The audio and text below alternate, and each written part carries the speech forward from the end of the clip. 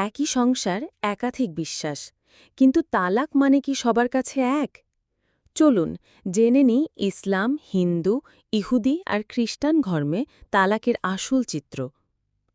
ইসলামে তালাক বৈধ, কিন্তু সেটা সহজে না, ধাপে ধাপে। প্রথমে উপদেশ, এরপর সালিসি চেষ্টা, তবেই তালাক। একবার, দুইবার, তৃতীয়বার। ইদ্যত মানতে হয়, রুজু সম্ভব। নারীদেরও খুলা নামে বিচ্ছেদের অধিকার আছে। সূরা বাকারা, সূরা নিসা, সূরা তালাক সবেই বিধান আছে। হিন্দু ধর্মে বিবাহ জন্মে জন্মে বন্ধন। প্রাচীনকালে তালাক ছিল না, কিন্তু আধুনিক ভারতীয় আইনে তালাক বৈধ। স্বামী স্ত্রী উভয়ই আদালতের মাধ্যমে বিচ্ছেদ চাইতে পারেন। বাংলাদেশে এখনও হিন্দু নারীদের তালাকের অধিকার সীমিত। ইহুদিরা গেট নামক ডিভোর্স সার্টিফিকেট দেয়। স্বামী তার স্ত্রীকে দিলেই তালাক হয়।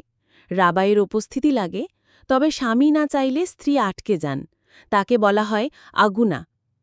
খ্রিস্ট ধর্মে বিবাহ পবিত্র বন্ধন। বিশেষ করে ক্যাথলিক গির্জায় তালাক নিষিদ্ধ।